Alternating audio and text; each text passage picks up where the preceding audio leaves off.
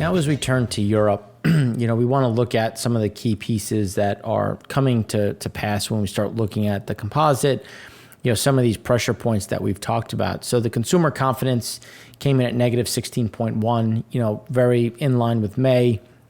Not too much of a shift. Economic confidence deteriorated a bit further, came in at 95.3 across the Eurozone. Industrial confidence went from expected negative 5.6, came at negative 7.2. So again, you're seeing that compression, that pull down in general. Services expected at 5.1 came in at 5.7, still down from the prior, but again, still better than expected. So again, the services is still on a downward trajectory, but still outperforming where expectations were. CPI estimate for the year over year came in at 5.5%. Month over month came right with estimates of 0.3. So realistically, that's kind of stable. But then when we look at manufacturing PMI, expected at 43.6, came in at 43.4. The Eurozone services was expected at 52.4, came in at 52. Now the manufacturing has gotten so bad that the Eurozone composite was expected at 50.3, came in at 49.9. So again, the service side is slowing down, and you're starting to see this crunch. And now the composite it's at 49.9. It's still, there's enough fungibility in that number that you can say, well, it's still kind of flat. One of the things that we're talking about is that you're seeing that degradation, that bigger slowdown when you start looking at some of the underlying data points. PPI came in better than expected at negative 1.9%, which again is something that is likely going to shift a bit when we start looking at some of the increases of the energy side. Retail sales was expected at 0.2, came in flat. Year over year, it came in at negative 2.9. And then Sentix investor confidence was expected at negative 17.9, came in at negative 22.5. Survey expectations, negative 12.2. So again, this is just highlighting that pressure point, and then the industrial production keeps missing estimates, which is why when you look at Europe in general, I think it's fair to say that they're already in a recession, and that the recession is just not so much getting worse because it's already here from a manufacturing perspective, but it could get worse from a service perspective. And that's going to be why we think that Europe is going to slow further. Now, we're not talking about going down 5, 10%, but it's something where the service side, as it continues to kind of skid, which we think is going to accelerate, you're going to see more of those pressure points, more of those issues over the next few months. Germany, CPI came in at 0.3 versus the estimate of 0.2. So we did get a little bit of an increase in general. Retail sales came in at 0.4 versus the estimate of flat. So a slight increase, but then year over year came in at negative 5.1. Manufacturing PMI for Germany, remember, it's a manufacturing power, juggernaut. It focuses on exports, and it came in at 40.6 versus the estimate of 41. Exports were worse than expected, imports slightly better, which again kind of balances out, but we're not seeing any meaningful increase. Services, though, came in line at 54.1. So that this allowed composite to still be positive. But when you look at how things shift and where they are on the service side on a slowdown basis, the trend is going in the wrong direction when you look over the next few months, especially because factory orders, which is looking at May, showed some growth. But then when you factor that in with some of the other areas, you're not seeing that continuation. Industrial production there, following that through, came in at negative 0.2. CPI month over month came in at 0.3.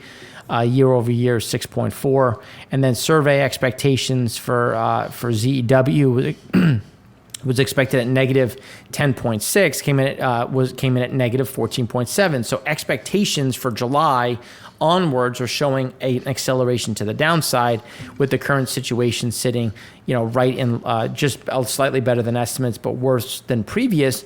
So again, you're seeing this mixed bag, but it's a mixed bag that's already in contraction. And so as things decelerate further on the service side, it's just going to move them further into a contraction, or realistically contraction or recessionary base.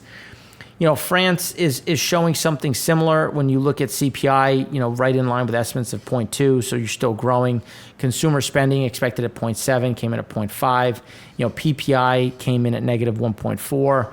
Not as good as April, but still moving in that direction. French manufacturing expected at 45.5, came in at 46. So industrial production was slightly better, but then services came in at 48. So, composite is a 47.2. So even though manufacturing is kind of balanced out, you're seeing more of that French service slowdown, which is, impacting and pulling France down more. And if, as the second largest economy behind Germany within the EU, if you have Germany that's right at 49.9, 49.8, now you have France at a PMI level of 48. You're like, oh, well, a 47.2, sorry. That's a meaningful decline, contractionary footprint when you look at the holistic, economic growth of the region. So then Italy, not too much better when you look at the manufacturing PMI expected at 45.3, came in at 43.8. Services came in at 52.2 versus estimates of 53.1. So composite 49.7. So again, another little notch to the downside when you look at flows and underlying movements. Spain, CPI accelerated, expected at 0.3, came in at 0.6. So things are picking back up. Manufacturing PMI expected at 47.9, came in at 48. Services expected at 55.7, came in at 53.4. So the composite came in at 52.6, but still decelerating, especially when you look at the services, because services went from 56.7, 53. And that's where we continue to see the pressure. It's not so much as on the manufacturing, where for some of these countries, Spain as an example, expected at 47.9, came at 48. So manufacturing is starting to kind of level off as services is ramping down. And that's something that is happening throughout the world, not just in Europe. So it's not like we're sitting here picking on Europe. But as that accelerates to the downside, as we talked about in the US, that'll pull that global GDP number worse. Eurozone construction, PMI, total activity, you can see again that movement down, just kind of putting it into context that we're back to where we were in late 2011, which is not a good position to be in, especially when you start looking at the composite PMI output, the different indexes, and really what that means for GDP. Eurozone construction activity falls at the sharpest rate in 2023 so far in June, helping to ease cost burdens and lead to the greatest loosening of supply chain pressures in over 14 years, which is a positive, but nobody wants stuff. Growth in the Eurozone grounded to a halt in June. Data showed as the recent strength of the service sector waned, falling production levels drove factory headcount down for the first time since January of 2021. So if you think about employment and the other knock-on effects, we're not going to see a big stabilization in the euro. French national CPI, flatlining national core CPI, and this is that designation that we've talked about, where Eurozone core CPI expected at 5.5 came in at 5.4, which is a slight acceleration. Core, it's not just the U.S. that is experiencing the problems in core. It is a global issue. As we said, Nigeria is declaring a state of emergency because of food. This is being inundated all around the world. Recession is coming for the Eurozone. Forward-looking orders minus inventories in the global manufacturing PMI for the Eurozone is red, are almost back down to October 22 lows. U.S. and the global median are doing a bit better. And as you can see, it's still moving in the wrong direction when you look at just underlying activities of orders versus inventories. You're in contraction, and why we think things are going to get worse. And then it's when you start looking at the Eurozone manufacturing PMIs are now, they have fallen below their 2022 lows in Germany, Italy, Austria, and the Netherlands. And there is no demand-driven inflation, which again continues to point to more of the pressure on that front. Eurozone, the investor confidence, just giving you an idea of kind of where it sits. Consumer confidence in Germany, that bit of that rollover. It's not that it's going to the lows, it's just staying firmly in that contractionary footing. Europe's growth projected to fall further as you look at real M1. So when you look at M3, M1, because they were so easy for so long on all of their different rates and different levels, that's why we think the ECB is going to continue to increase rates and pull some of this growth down again. And then again, when you look at it in comparison to construction in Germany, which is steeply negative, housing activity is at 34.6, the lowest it's really ever been, realistically, going back to when this was calculated. So as long as this index has been around, and why we continue to see a lot of these pressures. Early bird collapsed. The early bird, or the leading indicator of the German economy, is now firmly negative and actually below where it was during COVID. It's actually below where it was in 2011. Just to give you an idea of the pressure that continues to build in the German theater. While unemployment actual rate and the estimated natural rate, actual rate is still low. So when you start looking at the different levels of, well, does the ECB stop raising rates? And the short answer is no.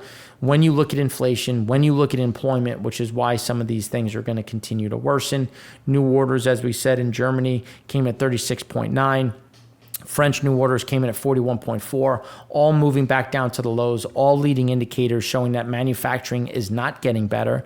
And the IFO is showing that softness. When you look at business climate, business expectations is steeply negative in manufacturing, services, trade, construction.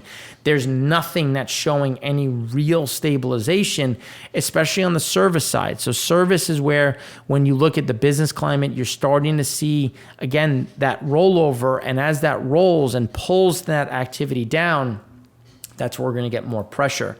German manufacturing orders, were slightly better, but again, it's still at this low point. And when you factor in everything that we just talked about, it's especially because it's in May, we've already seen the best, and now it's going back down in a sizable, meaningful way, with orders still in a downtrend. So even though you get a bounce, you're still in a downtrend. You're still seeing that drawdown with the U.S., the Eurozone manufacturing confidence deteriorating from expected to be at negative 5.6, came at negative 7.2. So again, you see that step down, you see that walk down, which is continuing to happen. And then the Eurozone service confidence and economic sentiment all rolling over as we see these pain points continuing to ramp up. But even as they ramp up, you still have inflation accelerating again, higher than expectations. Unemployment still below the natural rate, which is why we still see the ECB tightening even as the economic indicators continue to deteriorate. So that's what we have for you on Europe. In the next segment, we're going to talk about China, some of the solutions quote unquote solutions they've come up with to try to stimulate the economy, and the pressure that's going to remain within their system.